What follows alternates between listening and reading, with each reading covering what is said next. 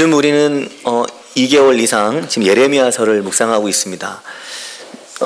그러나 특히 요즘 제 마음속에는 예레미야서 33장 1절 3절 말씀이 자주 떠오르고 또 마음에 많이 맴돌고 있는 중에 있습니다. 예레미야서 33장 1절과 3절 말씀은 예레미야가 아직 시위대 뜰에 갇혀 있을 때 여호와의 말씀이 그에게 두 번째로 임하니라 이르시되 이 일을 행하시는 여호와 그것을 만들며 성취하시는 여호와 그의 이름을 여호와라 하는 이가 이와 같이 이르시도다. 그러면서 너는 내게 부르짖으라. 내가 내게 응답하겠고 네가 알지 못하는 크고 은밀한 일을 너에게 보이겠다 하는 말씀입니다.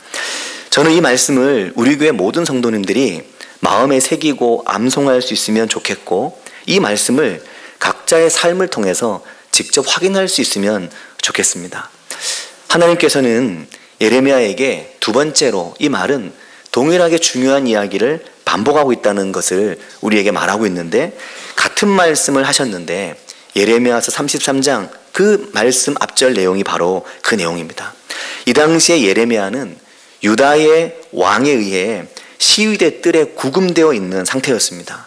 예레미야는 눈물의 선지자라고 불려질 만큼 하나님의 말씀을 전달한 일로 인해 강한 고초를 겪었고 그 백성이 곧 다가올 패망의 역사를 맛보아야 된다는 것 때문에 눈물이 마르지 않는 선지자였습니다. 계속해서 하나님의 말씀이 예레미야에게 임하고 또 임했습니다. 그 모든 말씀들이 다가올 멸망에 대한 말씀이었습니다. 그 말씀을 듣고 그 말씀을 받을 때 예언자의 마음이 어떻게 무너졌을지는 그가 얼마나 그 민족을 사랑했는지를 이해해야만 이해할 수 있는 말이 됩니다. 내가 내 나라를 사랑하지 않고 내가 내 민족을 사랑하지 않으면 이해할 수 없는 말이죠. 내가 너무나도 사랑하는 것이 무너졌을 때, 내가 너무나도 존귀히 여기는 것이 허물어졌을 때, 그때 느낄 수 있는 엄청난 슬픔이 예레미야에게 있었습니다. 이를 행하시는 여호와 그것을 만들며 성취하시는 여호와 하나님이 행하시고 하나님이 성취하신다. 이 말을 예레미야가 스스로 하면서도 곧 허물어질 민족을 보고 있는 상황인 거죠. 사랑하는 여러분, 우리가 살면서 가장 두려워하는 게 바로 이런 부분입니다. 이게 일이 될까? 이게 만들어질까?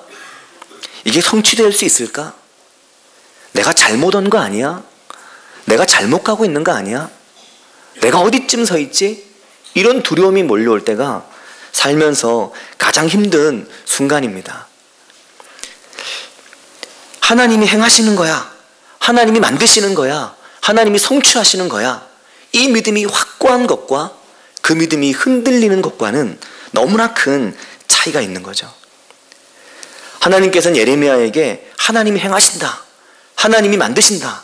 하나님이 성취하신다.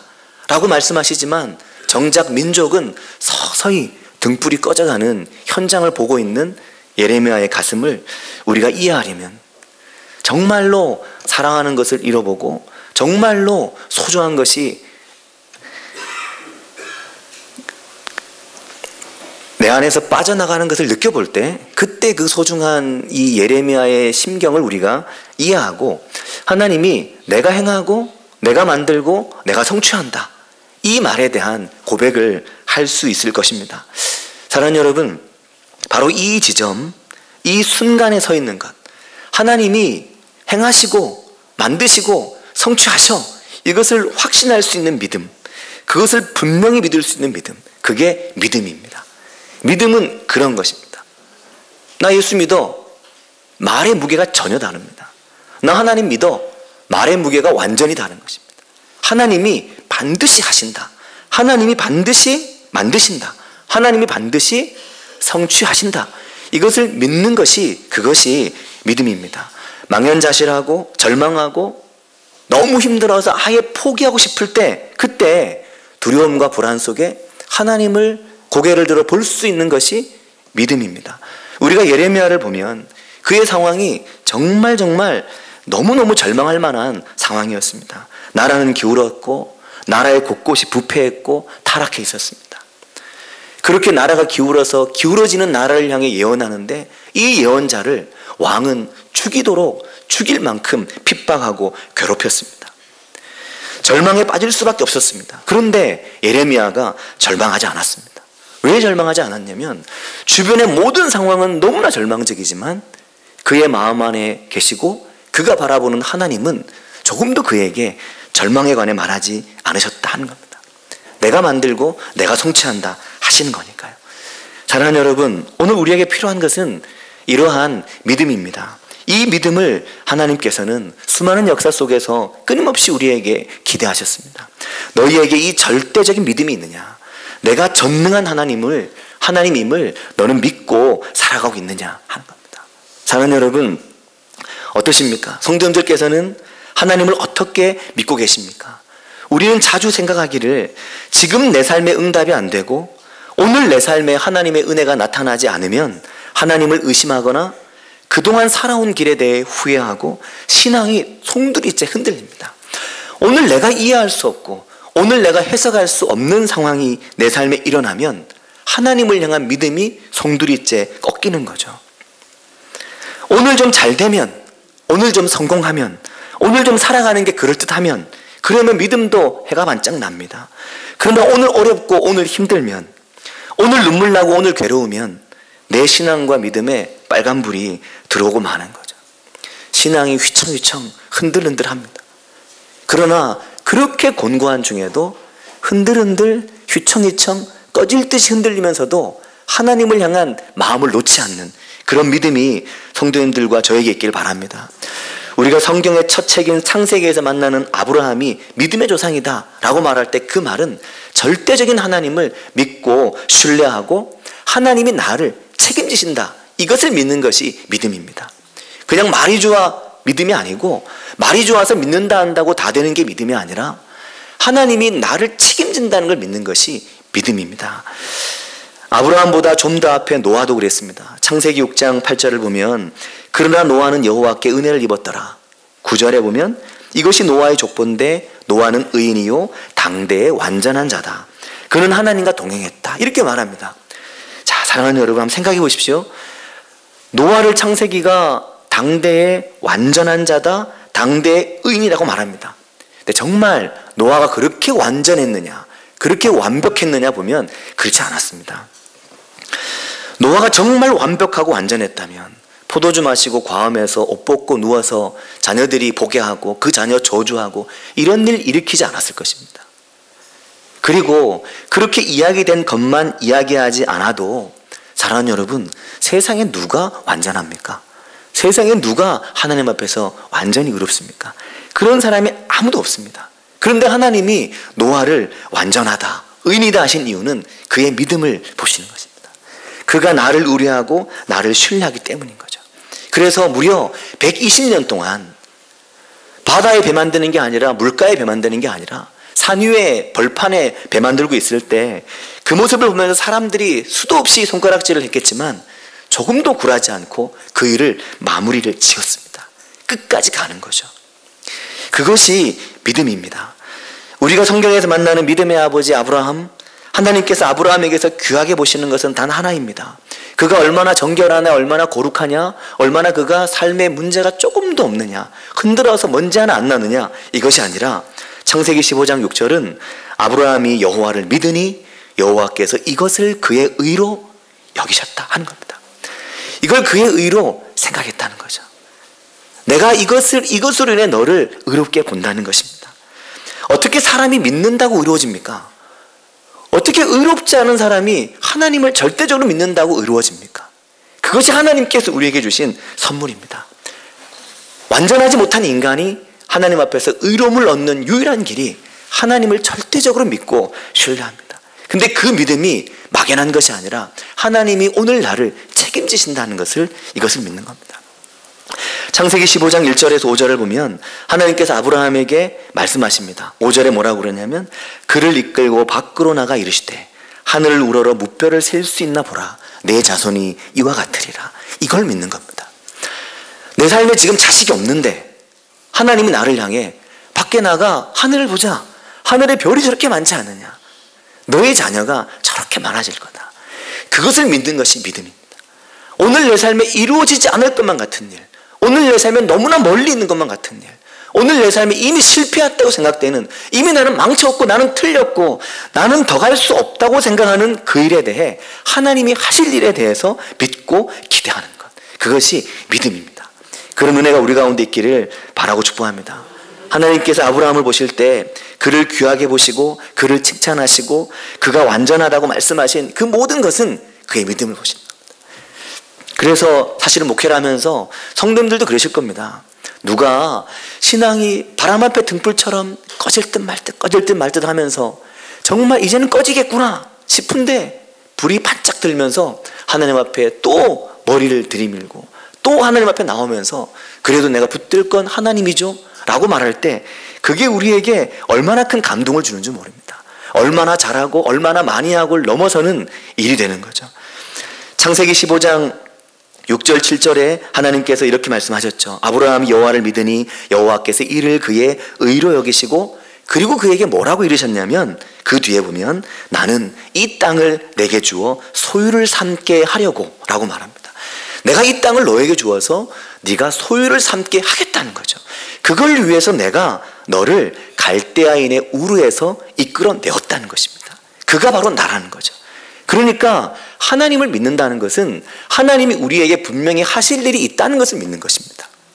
근데 그것을 믿는 것에 있어서도 가능한 일, 될 법한 일, 내가 충분히 할 수 있는 일을 믿는 것을 믿음이라 하지 않고 나는 도저히 할 수 없는, 나는 도저히 받아들이기 어려운, 나는 너무나 지치고 너무나 힘든 오늘 내 삶의 자리에 내 인생에 가장 크고 아픈 가시, 그것을 빼서 하나님이 그것을 통해 하실 일을 믿는 것, 그것이 믿음입니다. 사랑하는 여러분, 이것보다 우리에게 기쁘고 감사하고 놀라운 일이 없습니다. 우리가 할 수 있는 것을 그걸 가지고 하나님께서 염려하지 말고 내가 너와 함께 한다면 그거 누가 못하겠습니까? 하지만 내가 할 수 없는, 내가 두려운 나에게 가장 절망적인 그 부분을 통해 하나님 우리에게 말씀하십니다. 내가 너에게 이 땅을 주려고 너를 거기서 내가 불러냈다 하시는 겁니다. 아브라함뿐만 아니라 노아뿐만 아니라 성경의 모든 믿음의 사람들은 그들 모두 완전하지 않았지만 그들이 하나님을 바라보고 하나님이 하실 일을 기대하고 하나님이 나를 향한 계획이 있고 하나님이 나를 이래서 부르셨다는 그 사명과 내 삶의 꿈과 내 삶의 비전과 내 삶의 목표가 있는 한 그들이 하나님의 은혜 안에 있었고 하나님이 그들의 인생을 통해 영광을 받으셨습니다. 목회자들의 세계에 이런 말이 있거든요. 그런 얘기 참 많이 들었습니다. 전에 했던 교회 담임목사님께서 그 말씀 많이 하셨거든요. 교육자를 앉혀놓고 너희들이 잘할 수 있는 일이 있을 거다. 근데 너희들이 잘할 수 있는 일로 하나님께 영광이 될 것이라고 생각하지 말라는 거죠. 근데 사실은 잘할 수 있는 걸로 영광 돌리지 않습니까? 내가 잘할 수 있는 거 영광 돌리는 거죠. 근데 많은 분들의 말씀은 그렇습니다. 내가 잘할 수 있는 걸로 영광이 될 거라 생각하지 그렇지 않다는 거죠. 오히려 내가 못하고 내가 더디고 내가 죽을 쓰고 있는 그 이야기와 사건 속에서 하나님이 우리에게 영광을 받으신다 하는 겁니다. 사랑하는 여러분, 이게 오는 은혜입니다. 구약 성경과 신약 성경을 관통하는 매우 중요한 한마디, 믿음. 신약 성경에서 예수 그리스도, 우리를 위해 십자가를 지신 그리스도 예수를 믿는 믿음. 구약 성경도 마찬가지입니다. 믿음이 신약 성경에 와서 그냥 나타난 게 아니었습니다. 하나님께서 나를 믿는 믿음, 내가 할 것이라는 것을 믿는 믿음, 내가 바꿀 것이라는 것을 믿는 믿음, 그런 은혜가 성도님들께 있으시길 바랍니다.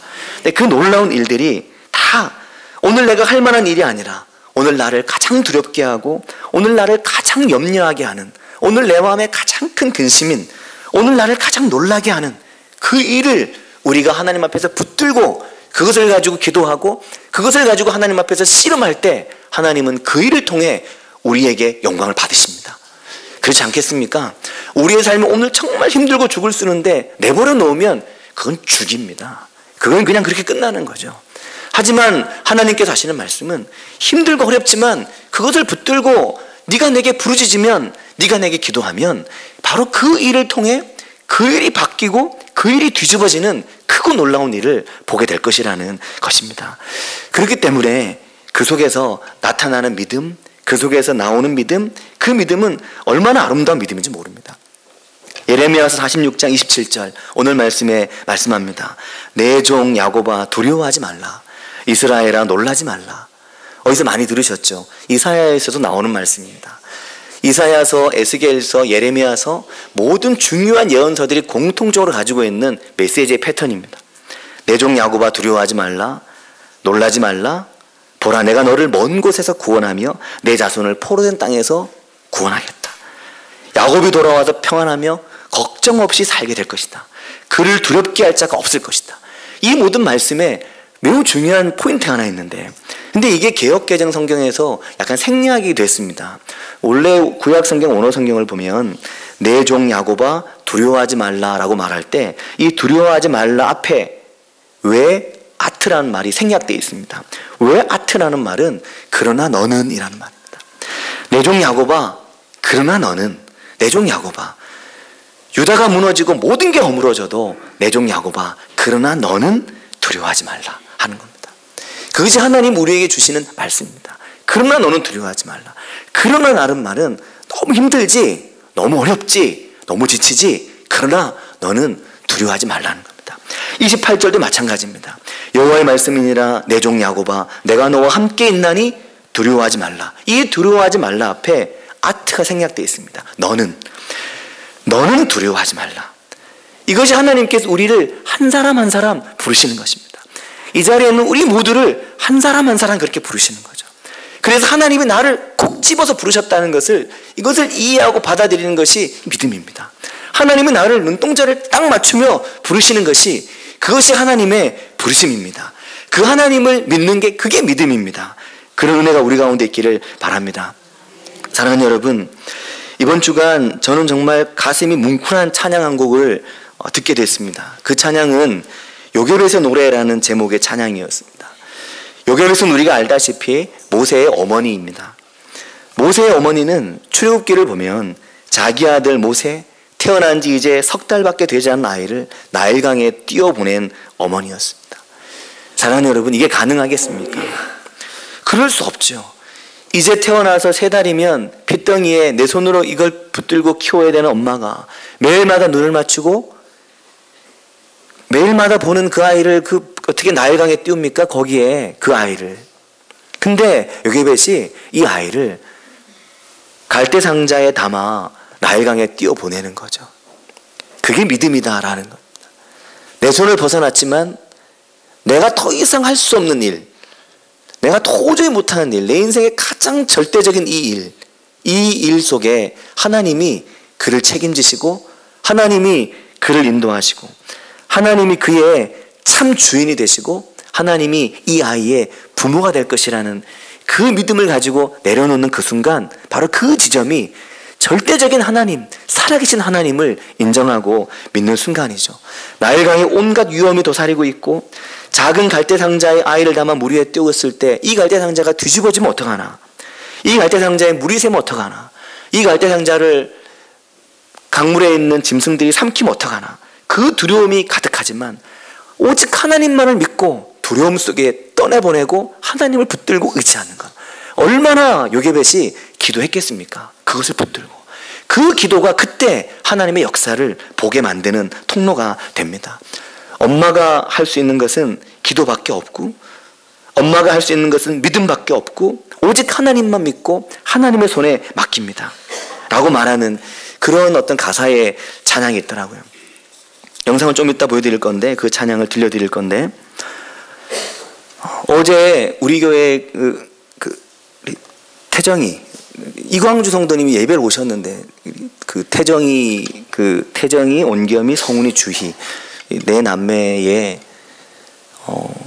엄마 되시는 이보희 집사님이 어제 돌아가셨습니다. 어제 소천하셨는데, 아시는 분은 아시겠지만 오랜 시간 동안 암으로 투병하셨습니다. 어제 하나님의 부르심을 받으셨는데, 새벽 예배 늘 나오시는 이광주 성도님께서 이보희 집사님의 친정 아버지십니다. 2주 전에는 태정이가 생일이었거든요. 생일이라 엄마가 있는 병원에 가서 엄마와 함께 생일 파티를 하고 그리고 돌아왔습니다. 아시는 분 아시겠지만 아이들이 굉장히 당차거든요. 잘 자라고 똑똑하고, 다들 학교에서 제 몫을 200배, 300배 해내는 아이들이 태정이, 온겸이, 성훈이, 주희 아이들입니다. 어디에 가서도 항상 돋보이고 빛이 나죠. 엄마가 아이를 두고 하나님의 부르심을 받을 때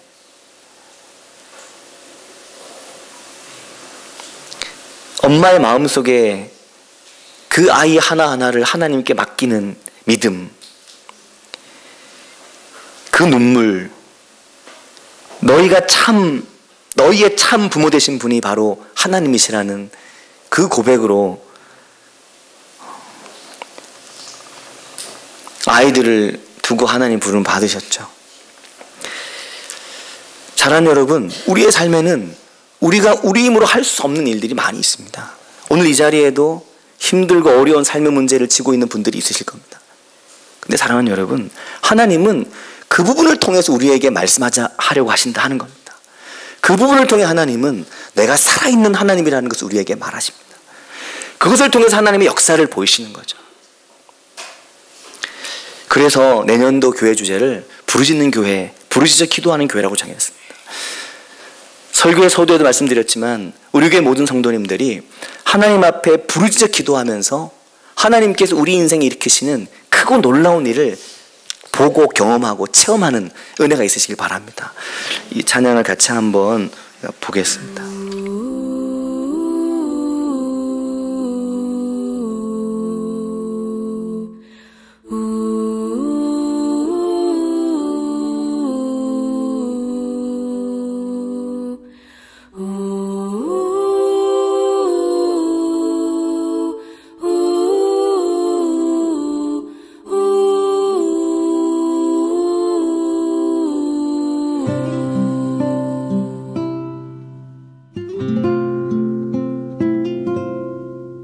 작은 갈대 상자 물이 새지 않도록 역청과 나무진을 칠하네. 어떤 맘이었을까 그녀의 두 눈엔 눈물이 흐르고 흘러 동그란 눈으로 엄마를 보고 있는 아이와 입을 맞추고 상자를 덮고 가까이에 띄우며 간절히 기도했겠지. 정처 없이 강물에 흔들흔들 흘러내려가는 그 상자를 보며 눈을 감아도 보이는 아이와 눈을 맞추며 주저앉아 눈물을 흘렸겠지. 너의 삶의 참 주인, 너의 참 부모이신 하나님 그 손에 너의 삶을 맡긴다. 너의 삶의 참 주인, 너를 이끄시는 주 하나님 그 손에 너의 삶을 드린다.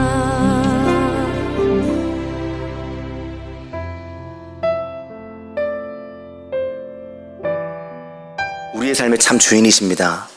하나님이 우리의 참 부모이십니다. 그 하나님을 믿고 나아가는 은혜가 있으시길 바랍니다. 그 하나님을 믿고 하나님 앞에 더 부르짖어 기도하시고 하나님의 임재 안에 살아가시는 은혜가 있으시길 바랍니다.